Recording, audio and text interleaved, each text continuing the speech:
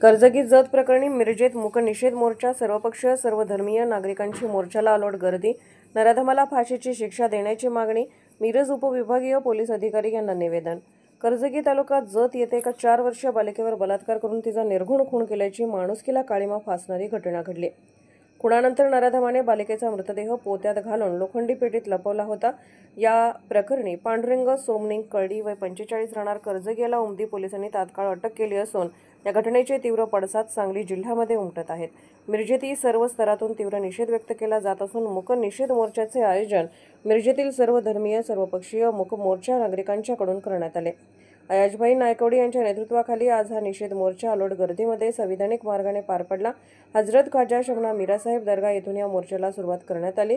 यावेळी माजी महापौर मैनुद्दीन बागवान, अतहर नायकवडी, तानाजी सातपुते, चंद्रकांत मैगुरे, अभिजित हारगे, वसीम रोहिले, सुलेमान मुजावर, वहिदा भाभी नायकवडी, नरगिस सय्यद, बिल्किस बुजुर्ग, संगीता हारगे, राधिका हारगे यांच्यासह सर्व सामाजिक संघटना, राजकीय पक्षाचे पदाधिकारी, कार्यकर्ते उपस्थित होते।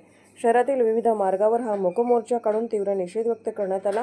महाराणा प्रताप चौक या ठिकाणी सर्व पक्षाच्या तसेच धर्माच्या नागरिकांनी मयत चिमुरडीला श्रद्धांजली वाहून नराधमाला फाशीची शिक्षा करण्याची मागणी केली।